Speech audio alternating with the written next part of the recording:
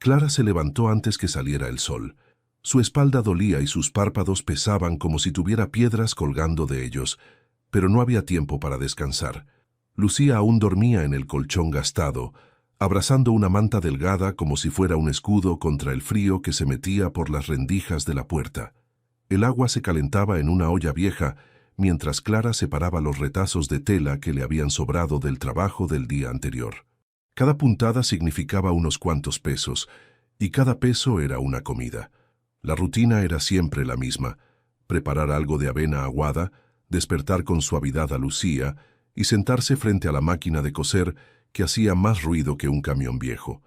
La niña ayudaba cuando podía, pero últimamente sus dedos estaban hinchados y tenía pequeñas cortadas que Clara envolvía con trapos limpios. «No coserás hoy», le decía a veces, pero Lucía se empeñaba en ayudar. Tenía solo 7 años, pero la mirada de alguien que ya había entendido que el mundo no daba tregua. Al otro lado de la ciudad, en una oficina iluminada por el sol filtrado a través de cristales impecables, Ramiro Santillán revisaba una carpeta tras otra con cifras, propiedades y contratos de alquiler vencidos. Era un hombre alto, de cabello perfectamente peinado, con un reloj caro en la muñeca izquierda y una expresión que rara vez cambiaba. No toleraba los retrasos, y menos aún las excusas. Su asistente le entregó un reporte con los nombres de los inquilinos que debían más de 3 meses. En la parte superior estaba escrito: Clara Martínez, propiedad en Santa María Baja. «Esta ya está en lista para desalojo», dijo la asistente sin levantar la mirada. Ramiro asintió, tomó su saco y salió. No solía hacer visitas él mismo, pero ese día había decidido que lo haría. Quería ver con sus propios ojos quiénes eran los que seguían ocupando espacios sin pagar, quiénes abusaban de su generosidad. En su mente, todos los que no pagaban eran iguales: parásitos, irresponsables, aprovechados. La camioneta negra cruzó la ciudad hasta llegar a la zona más olvidada de Santa María Baja. Calles polvorientas, cables colgando como telarañas y casas a medio caer. El vehículo contrastaba con todo el entorno. Algunos niños lo vieron pasar y se apartaron. Otros lo miraron con una mezcla de asombro y miedo. Ramiro descendió y caminó con paso firme hasta la puerta marcada con el número 18. Golpeó una vez. Esperó. Nadie respondió. Golpeó de nuevo. Nada.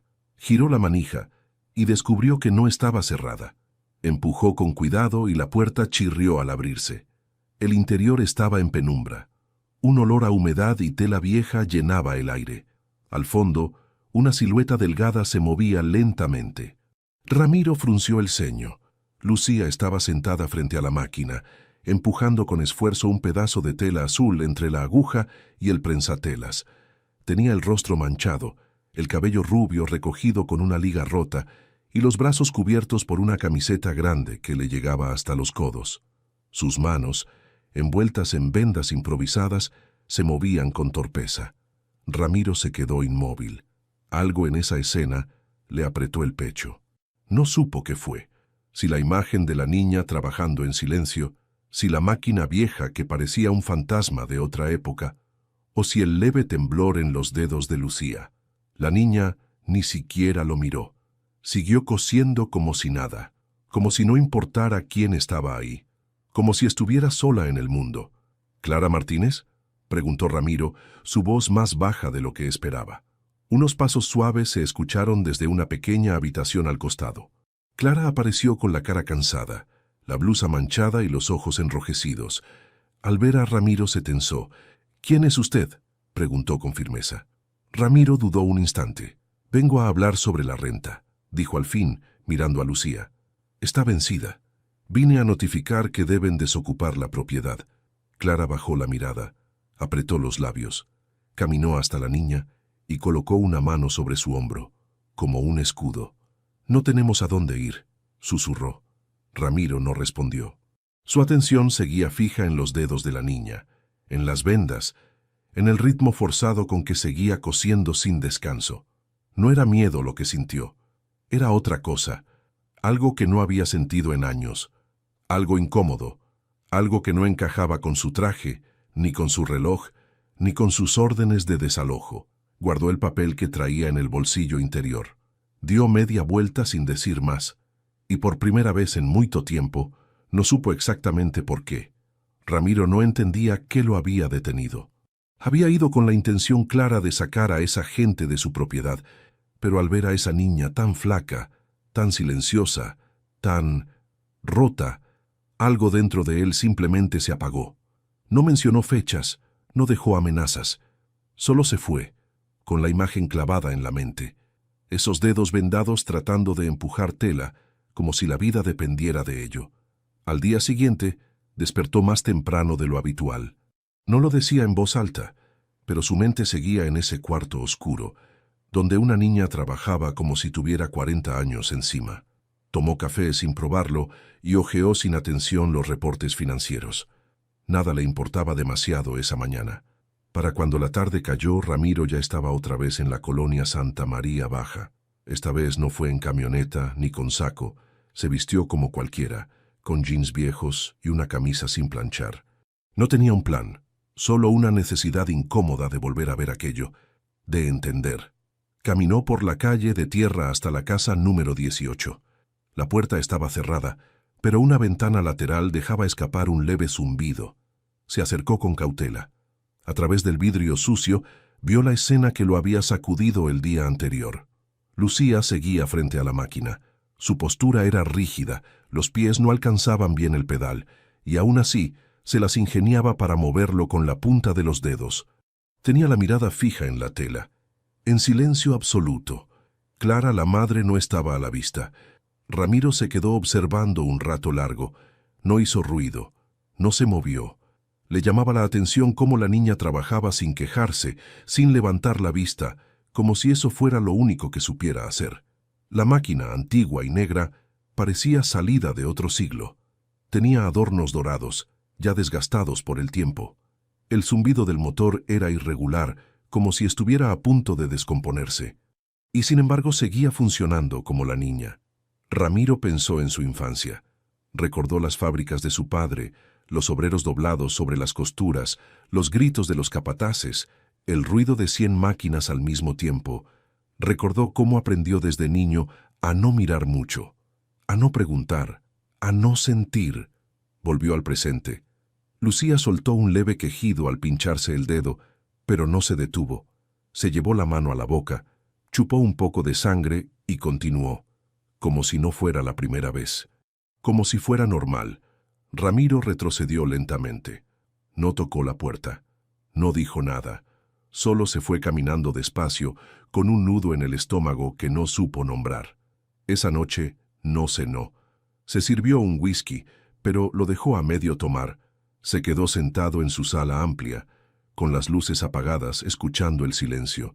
La cara de la niña, su forma de doblar los hombros, la venda en su mano, todo seguía ahí, dando vueltas en su cabeza. «¿Qué estás haciendo, Ramiro?», se preguntó en voz baja. No tenía respuesta, pero al día siguiente volvió. Ramiro volvió al tercer día, sin avisar, sin propósito claro. No sabía si era por culpa, curiosidad o una mezcla extraña de las dos. Esta vez llevó una bolsa con pan, algo de leche y un par de frutas. No lo pensó mucho. Solo pasó por una tienda antes de tomar el autobús hacia Santa María Baja.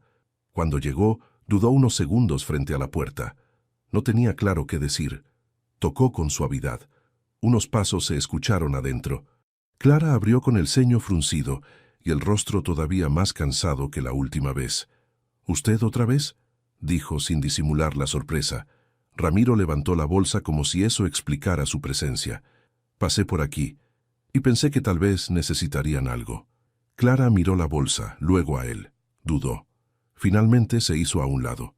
«Pase, pero no se acostumbre». Ramiro entró. La casa olía a humedad y a tela quemada. Lucía estaba en el suelo, con una manta sobre los hombros, jugando con retazos de tela como si fueran muñecas. Al verlo, bajó la cabeza. No dijo nada.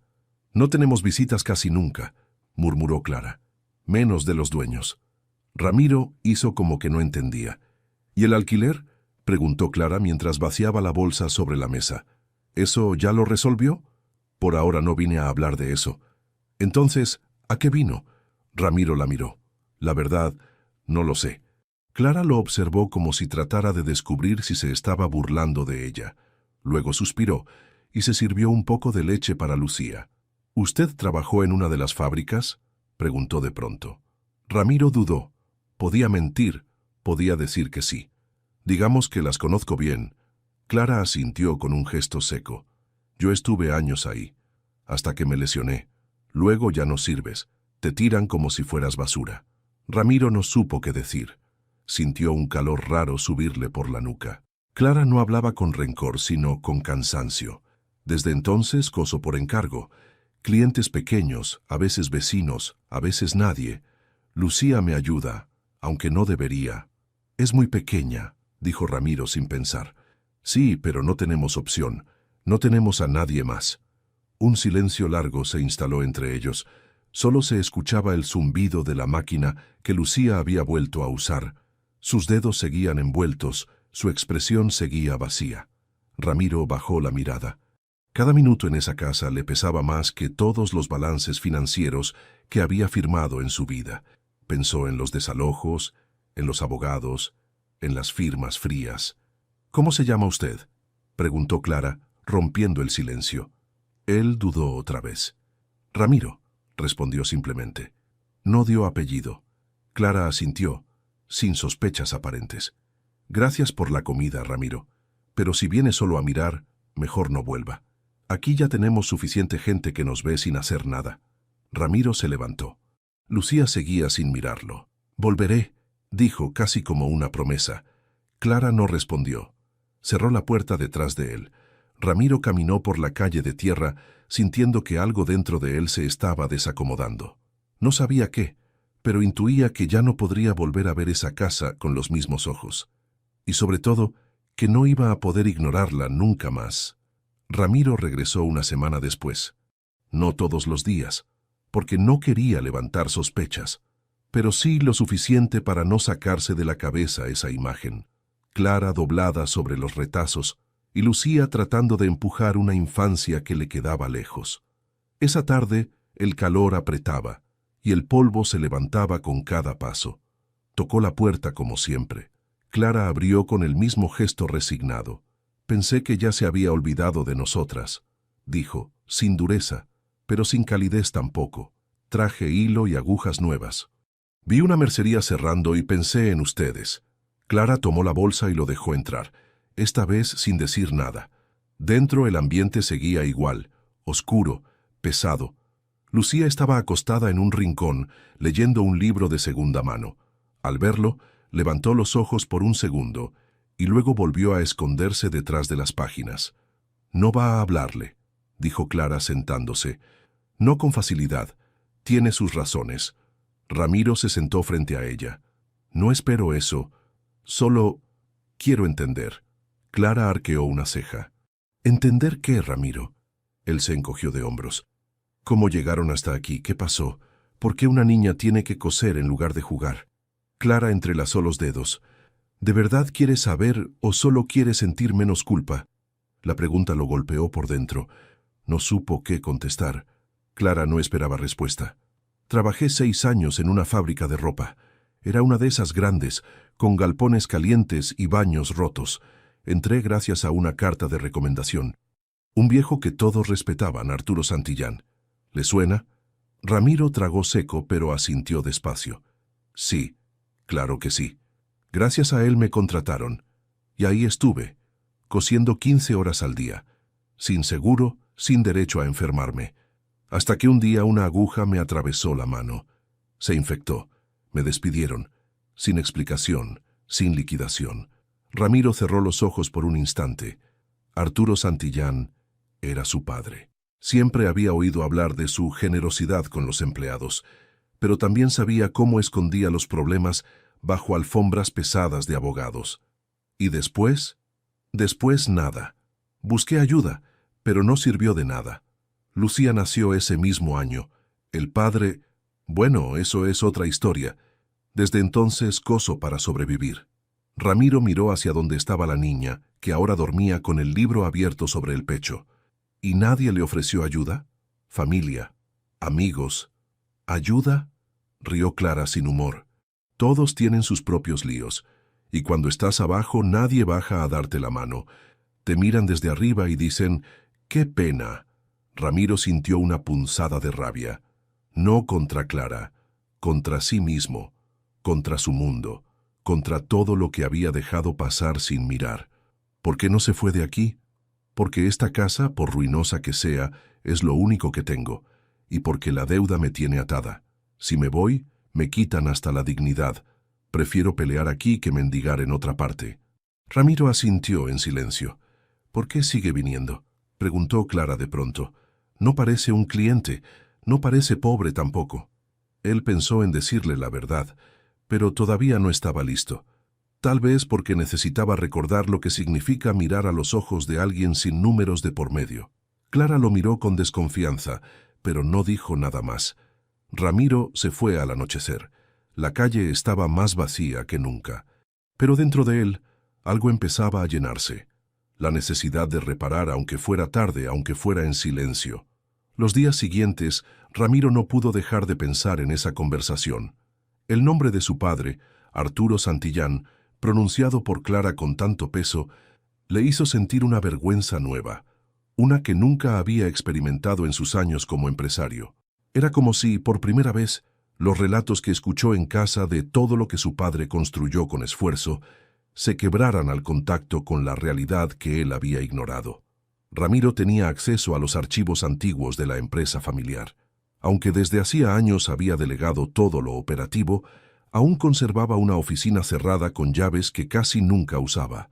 Esa mañana decidió volver allí. Encendió la luz y el polvo se levantó del mobiliario como si también despertara el pasado. Abrió una de las gavetas con registros de empleados. Todo estaba archivado: nóminas, cartas, reportes de incidentes, documentos que hablaban de cientos de personas que pasaron por sus fábricas, personas con nombre, rostro, historia. Hasta ese momento, para Ramiro, todos esos papeles solo eran recursos humanos. Hoy ya no. Buscó el apellido Martínez. Encontró dos. Uno de ellos, Clara Martínez López, contratada en 2011, despedida en 2017. Causa: incapacidad para cumplir funciones tras accidente con maquinaria. Al lado, un sello rojo. Sin indemnización. Firma: A. Santillán. Ramiro cerró el archivo con violencia. Se quedó unos segundos con la mandíbula tensa. Lo sabía. Siempre supo, en el fondo, que su padre manejaba los negocios con puño de hierro. Pero ver el sello, ver la negación tan directa, tan fría, lo revolvió por dentro. Buscó más. Encontró una carta de recomendación escrita a mano, firmada por Arturo Santillán, con letra firme y elegante, recomendando a Clara como una joven dedicada y de confianza, fechada un mes antes de su ingreso a la fábrica. Sintió un vacío en el estómago. Esa misma tarde volvió a Santa María Baja. Esta vez no llevó nada en las manos, solo el peso de lo que sabía. Clara lo recibió sin sorpresa, pero con algo de distancia. «Hoy viene serio», dijo, al dejarlo pasar. «He estado revisando documentos antiguos», respondió él sin rodeos. «Sobre las fábricas, sobre usted». Clara se detuvo. Lo miró, tensa. ¿Qué encontró? Que le fallaron, que mi padre le falló.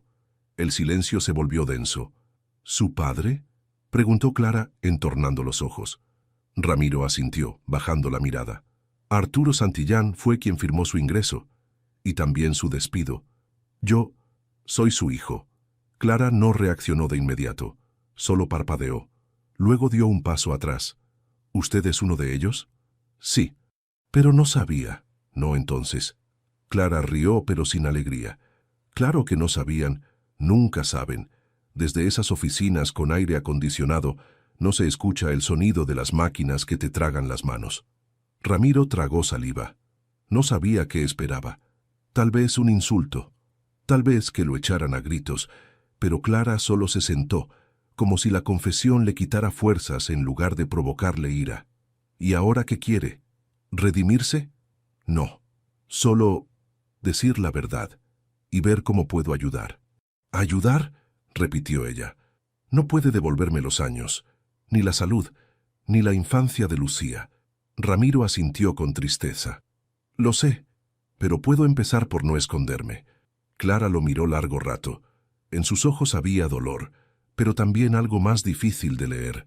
Tal vez duda, tal vez agotamiento, tal vez una mínima fisura en el muro de resistencia que había construido durante años. Ramiro se fue sin una respuesta, pero sabía que, desde ese momento, nada entre ellos volvería a ser igual. Ahora la verdad ya no se escondía entre archivos ni recuerdos. Estaba viva, entre esas paredes descascaradas donde aún zumbaba una vieja máquina de coser. Ramiro no volvió al barrio durante algunos días. Después de revelar su apellido, sintió que cruzó una línea de la cual no habría regreso. Algo en la mirada de Clara le dejó claro que, aunque no lo haya expulsado, tampoco lo había perdonado. Y él no esperaba eso, no tan rápido, quizás nunca, pero la verdad ya no le cabía en el pecho. Regresó a su departamento en la zona alta de la ciudad, un lugar frío, silencioso, con muebles de diseño que no decían nada. Se sentó frente a la ventana y por primera vez en mucho tiempo pensó en todo lo que había heredado. No solo edificios, terrenos, fábricas e investimentos. También había heredado silencio, omisiones, injusticias, contratos sucios, manos heridas y vidas abandonadas. Y él había seguido el mismo camino. Durante años, ignoró las quejas, firmó sin leer, delegó todo lo incómodo. Ahora cada gesto del pasado le pesaba como cemento en el cuerpo. Al día siguiente, regresó a los archivos. Buscó más nombres, más informes, más despedidos. Clara era apenas una entre decenas. Había una carpeta especial marcada como casos críticos. Allí encontró documentos con anotaciones a mano. No responder, negar accidente, no dejar evidencia. Todos con la firma de su padre o de los abogados de la familia. En una de las hojas vio lo impensable, el nombre de una trabajadora lesionada, que fue internada y luego desapareció del sistema. Nadie volvió a contactarla. Su firma estaba falsificada. Ramiro cerró el documento con las manos temblando. Había crecido creyendo que su padre era un visionario. Ahora lo veía como un hombre astuto, sí, pero cruel. Alguien que protegía la empresa por encima de la gente. Y Ramiro había continuado ese legado, sin mirar, sin preguntar. Esa noche no pudo dormir. Volvió a Santa María Baja 2 días después. Clara estaba sentada en el patio pequeño, remendando un pantalón con paciencia. Lucía no estaba a la vista. Ella levantó la mirada al verlo, sin sorpresa ni simpatía. Volvió. Sí, respondió él. No supe quedarme lejos. Ella siguió cosiendo, en silencio. Clara, he estado viendo los archivos, los verdaderos, no los que muestran los números bonitos, los otros, los que esconden lo sucio. Clara levantó las cejas, pero no detuvo sus manos. ¿Y qué espera encontrar ahí? ¿Una lista para compensar a todos? No, dijo Ramiro sincero. No se puede compensar lo que fue enterrado durante décadas. Pero necesito saber. Necesito ver lo que siempre me negué a ver. Ella dejó la costura sobre su regazo. No sé si eso es para usted o para dormir más tranquilo. Tal vez las dos cosas. Pero también es para entender que heredar algo no te hace inocente. Te hace responsable.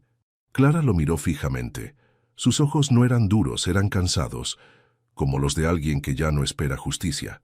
Lucía no necesita culpables, necesita futuro, y yo necesito fuerza para dárselo.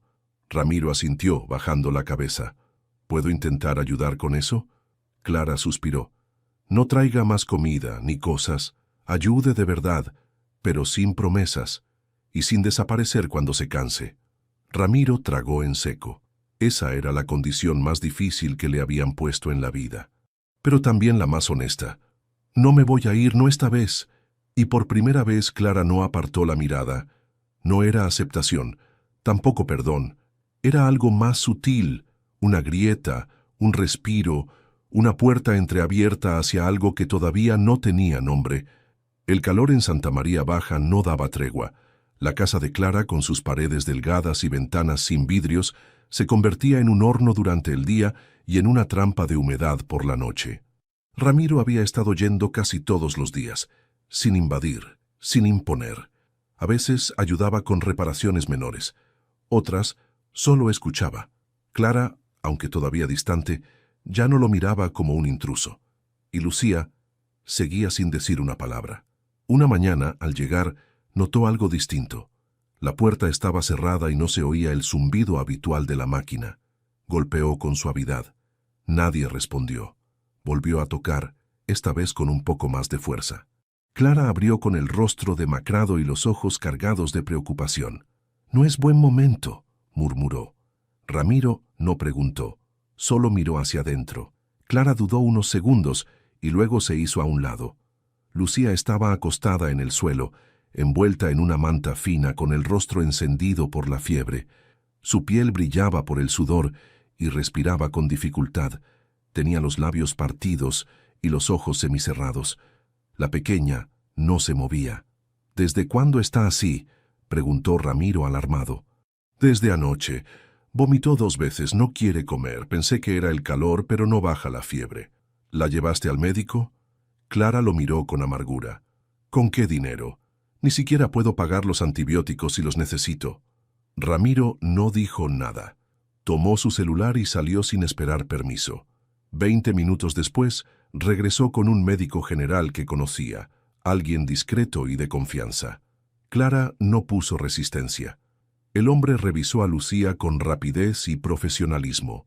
«Infección leve, probablemente por una herida mal curada», diagnosticó.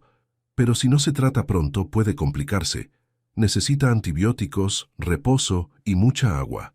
El médico le entregó una receta a Clara, pero Ramiro la tomó antes de que ella pudiera reaccionar. «Yo me encargo», dijo y salió. Clara se quedó en silencio, sin saber si agradecer o protestar. Estaba agotada. Esa noche, Lucía tomó el primer medicamento. Clara la cuidó como siempre, limpiándole el sudor, dándole agua a sorbos. Ramiro volvió poco antes de la medianoche para ver cómo seguía. «Ya no está tan caliente», informó Clara sin mirarlo, pero no ha dicho una palabra en todo el día. «¿Siempre fue callada?». «No, antes hablaba mucho, hasta que entendió que no había nadie escuchando». Ramiro sintió una presión en el pecho. Se sentó en una silla vieja y se quedó observando a la niña dormir. «¿Por qué insiste tanto en ayudar?», preguntó Clara de pronto.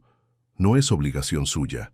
«Tal vez porque por primera vez en mi vida siento que debo hacerlo», respondió sin pensar. Clara no contestó. Se recostó contra la pared y cerró los ojos. El silencio se instaló entre los dos, espeso pero sin tensión. Lucía se movió ligeramente. Abrió los ojos apenas y murmuró algo casi inaudible. Clara se acercó. «¿Qué dijiste, hija?». La niña, con esfuerzo, repitió. «¿Ya no tengo que coser mañana?». Clara la acarició con suavidad. «No, mi amor, mañana descansas». Ramiro apretó los puños. Sintió una rabia silenciosa contra todo. Contra el sistema, contra su familia, contra él mismo. Esa niña no debería estar preguntando eso.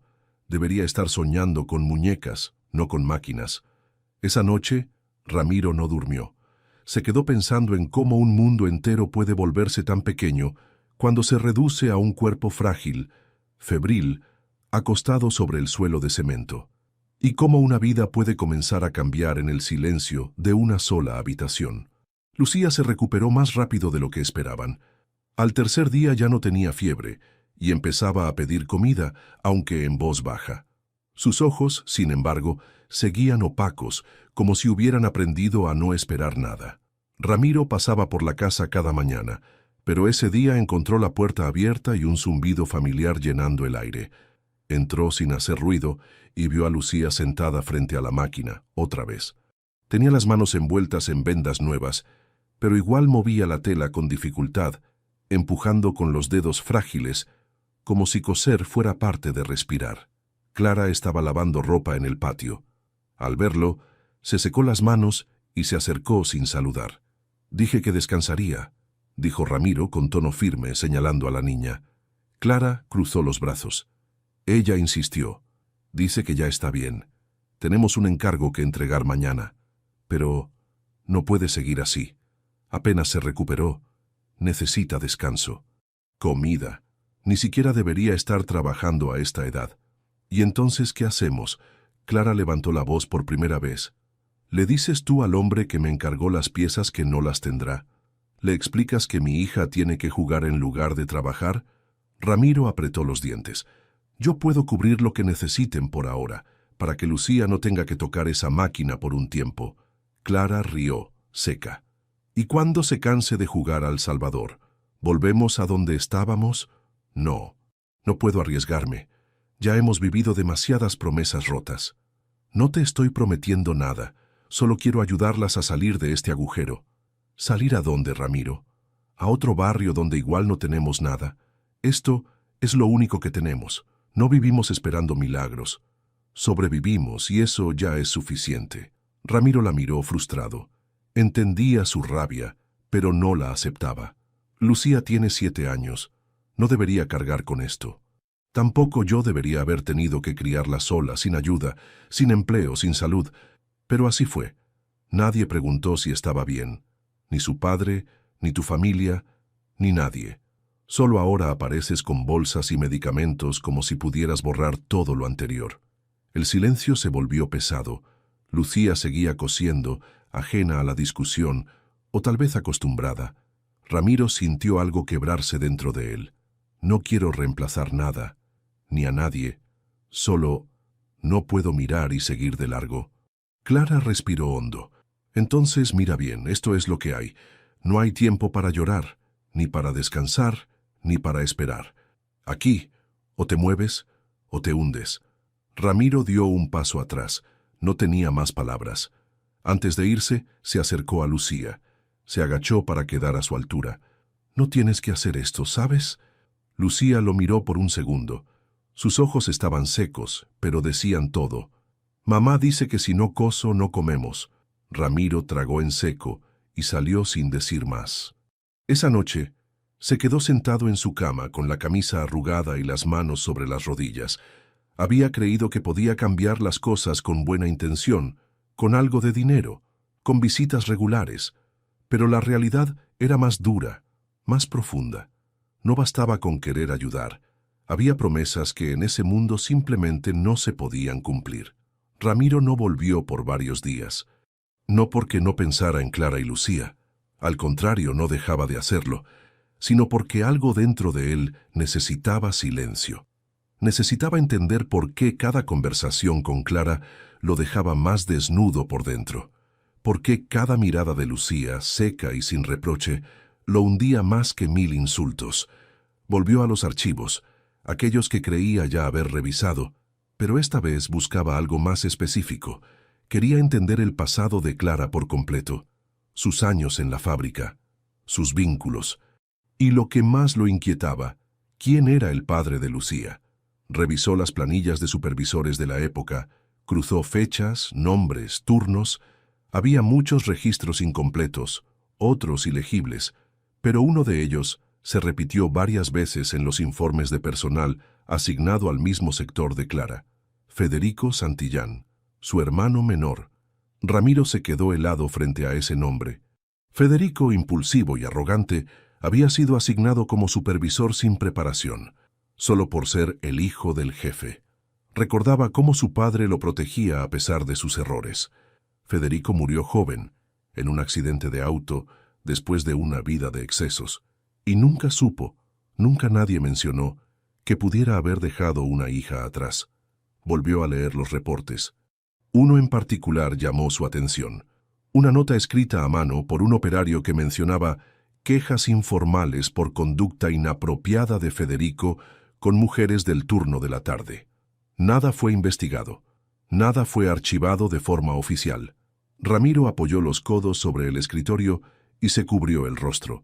Si Lucía era hija de su hermano, si lo que Clara nunca dijo tenía relación con eso, entonces todo era mucho más grave de lo que pensaba. Esa misma tarde regresó al barrio. Caminó con pasos lentos, el rostro serio, sin la bolsa de siempre.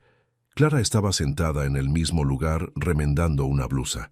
Lo miró sin sorpresa, como si supiera que tarde o temprano volvería. ¿Encontró lo que buscaba?, preguntó sin levantar la voz. Ramiro se sentó frente a ella, pero no respondió de inmediato. Clara, necesito preguntarte algo personal. Ella dejó la aguja y lo miró directamente. Adelante. El padre de Lucía, ¿es Federico? Clara no dijo nada al principio. No se inmutó, no lo negó, tampoco lo confirmó. Solo bajó la mirada. Nunca me dijo su apellido, murmuró. Solo que se llamaba Federico. Me prometió ayudarme. Me decía que hablaría con su familia para darme un puesto mejor. Yo creí en él. Ramiro sintió un nudo apretarse en el pecho. ¿Qué pasó? Cuando le dije que estaba embarazada, desapareció. Ya nadie lo vio. Me quedé sola. No tenía cómo probar nada. Y después supe que había muerto. Clara levantó la vista. No había lágrimas, solo un cansancio hondo. Nunca pedí nada, ni a él ni a ustedes, pero ahora entiendo por qué Lucía no puede escapar de todo esto, porque lleva el mismo apellido, aunque no lo sepa. Ramiro se pasó la mano por el rostro. La revelación era clara. Lucía era su sobrina, sangre de su sangre, pero criada en el abandono, en el olvido. Ella merece saberlo, dijo él con voz baja. No, aún no, respondió Clara. Primero tiene que estar fuerte, y eso aún no ha llegado. Ramiro asintió, entendiendo que esa verdad tendría que esperar, pero dentro de él algo cambió para siempre. Ya no era solo un intento de reparar un daño ajeno, ahora también era personal, muy personal. Ramiro regresó a casa con el corazón hecho un desastre. Nunca en su vida había sentido tanto peso por su apellido. Antes, ser un Santillán significaba tener poder, respeto, puertas abiertas. Ahora era una carga, una cicatriz que otros habían cargado por años sin saber siquiera de dónde venía. Lucía, su sobrina, esa niña que lo miraba sin rencor, sin afecto, solo con distancia, sangre de su sangre, y sin embargo, más extraña que cualquiera en su vida. Se preguntó cuántos niños más como ella habían crecido con un vacío, con preguntas sin respuesta por culpa del egoísmo de su familia. Esa noche, se sentó frente a su escritorio. Tomó papel y pluma, no quiso escribir en la computadora, y comenzó una carta, no para Clara, tampoco para Lucía, para él mismo.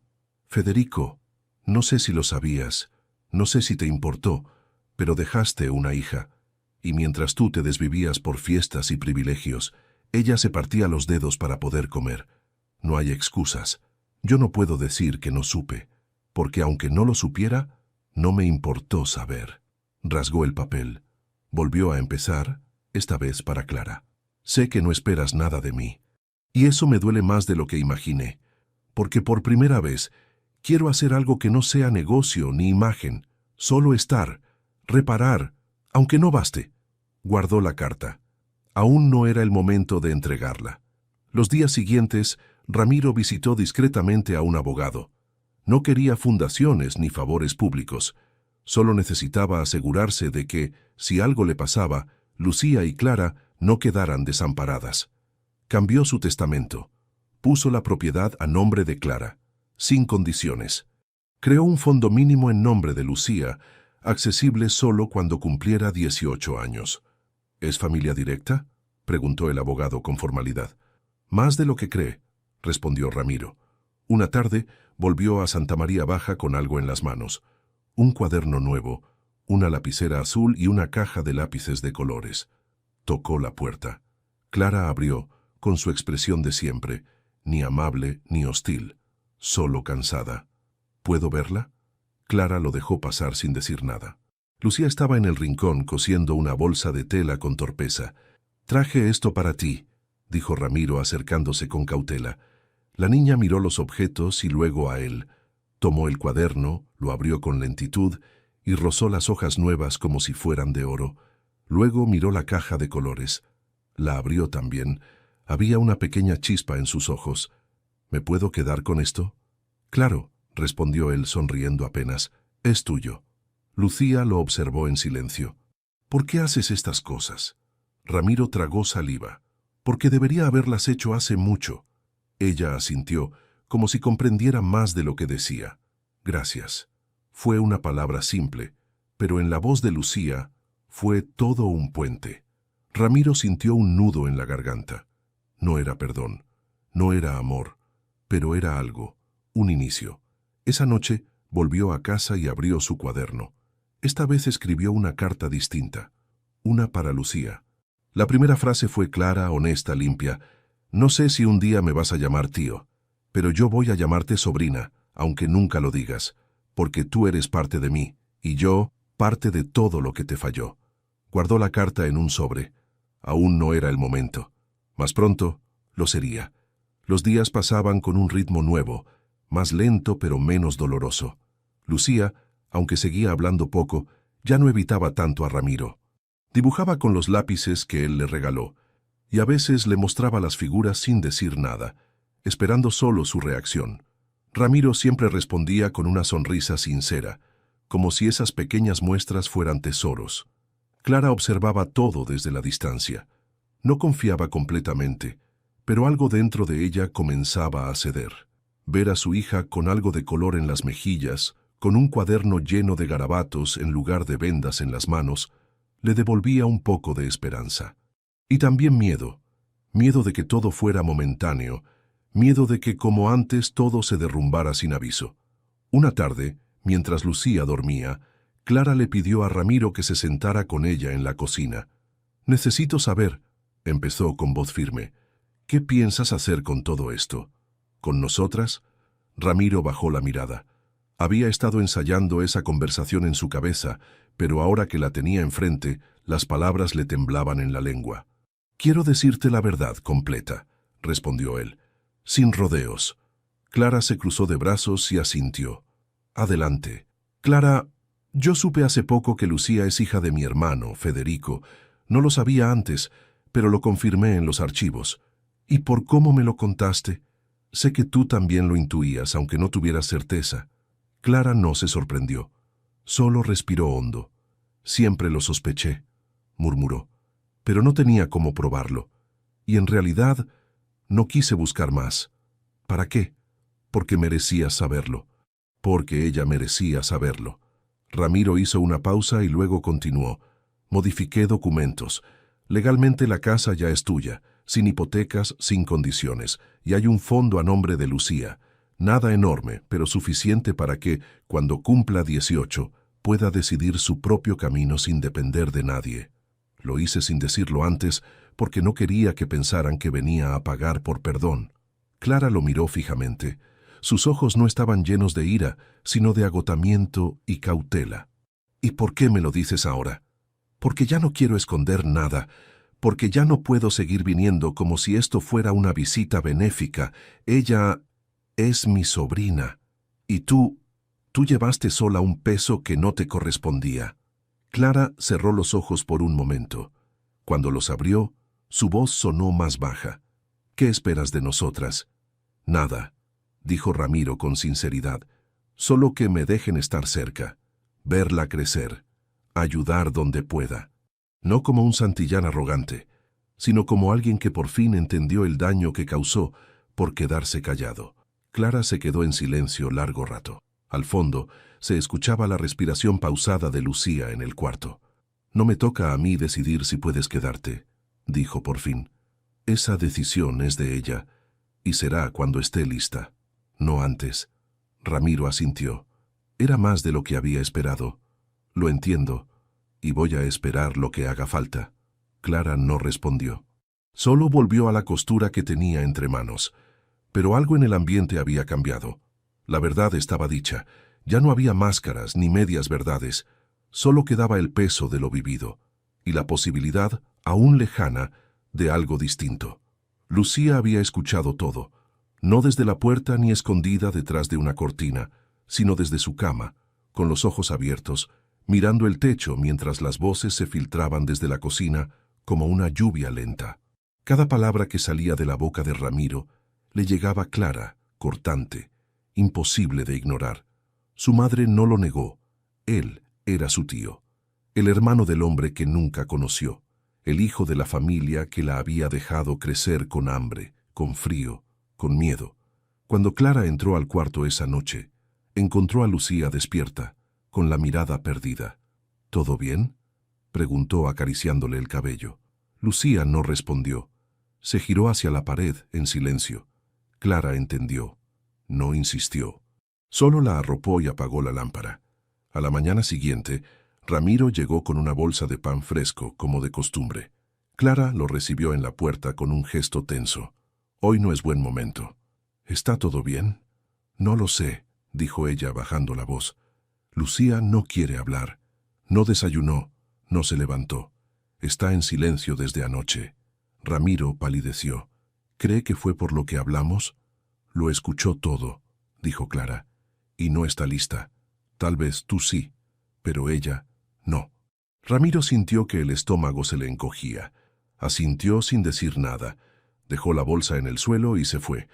Los días siguientes fueron parecidos. Lucía no volvió a sentarse frente a la máquina. Tampoco tomó los lápices. Se quedaba en el colchón, en silencio, mirando por la ventana o cerrando los ojos sin dormir. Su madre intentaba sacarla de ese estado con palabras suaves, con cuentos, con caricias. Nada parecía funcionar. Ramiro, desde lejos, preguntaba por ella todos los días. No volvía a entrar, pero a veces dejaba una flor en el alféizar, o una nota simple. «Estoy aquí. No pasa nada si no hablas. Tómate tu tiempo». Lucía las leía, pero no respondía. Clara sentía que la hija que había criado con tanto esfuerzo se le escapaba de las manos. No por odio, sino por una tristeza profunda, difícil de explicar. Era como si algo se hubiera roto dentro de ella, como si al conocer su origen hubiera perdido también una parte de sí misma. Una tarde, Clara encontró el cuaderno de Lucía bajo la cama. Lo abrió con cuidado. En una de las páginas había un dibujo distinto. Un hombre con barba, solo, parado frente a una niña con una línea gruesa entre los dos. No había color, solo trazos duros, en negro. Clara entendió. Aquella línea no era rabia, era distancia, era el tiempo que necesitaba. El silencio de una niña no siempre era un castigo. A veces era solo una forma de protegerse. Esa noche Clara salió hasta la esquina y encontró a Ramiro sentado en el borde de la acera, como lo hacía últimamente. Se sentó junto a él. «No sé si ella va a perdonarte», dijo, sin mirarlo, «pero está pensando en ti. Y eso, viniendo de Lucía, ya es mucho». Ramiro bajó la cabeza. «Voy a esperar, lo que haga falta». «Entonces espera en silencio», dijo Clara, poniéndose de pie. «No todos los vínculos nacen con palabras». Ramiro asintió. Sabía que no podía apurar nada, solo esperar. En silencio, como ella, como esa niña que llevaba su sangre, pero todavía no sabía si también podía llevar su confianza. El amanecer en Santa María Baja tenía el color de la resignación. El cielo apenas se teñía de gris cuando Ramiro apareció por última vez frente a la casa número 18. No tocó la puerta. No llamó a nadie. Solo se quedó unos minutos mirando la fachada descascarada, con las paredes marcadas por la humedad y los años. Tenía en las manos un sobre grueso, cuidadosamente cerrado, y en los ojos un cansancio que no era físico, sino del alma. Clara lo vio desde la ventana. No lo llamó. No salió. Solo lo observó en silencio, comprendiendo, sin necesidad de palabras, que ese era un adiós. Ramiro dejó el sobre cuidadosamente en el alféizar, donde tantas veces había dejado flores o pequeñas notas. Luego, antes de girarse, miró hacia la ventana del cuarto donde solía dormir Lucía. No vio nada. Solo una cortina cerrada. Caminó despacio, con pasos pesados, como si el suelo mismo lo despidiera. Subió al viejo sedán que había decidido usar en lugar de su camioneta habitual. No quería salir como un hombre poderoso. Quería irse como alguien que falló, pero intentó al menos no hacerlo en silencio. Dentro del sobre había la escritura final de la propiedad a nombre de Clara, sellada y firmada por notario. También una carta, breve, sin adornos. «Clara, esto es lo mínimo. No hay condiciones, no hay deudas, no es un favor, es justicia tardía. Gracias por dejarme mirar, aunque fuera un poco, lo que nunca quise ver. Lucía, sobrina mía, no sé si algún día querrás leer esto. Si lo haces, solo quiero que sepas que nunca fue tu culpa, que no merecías el silencio, ni el abandono, ni la carga que llevas desde tan chica.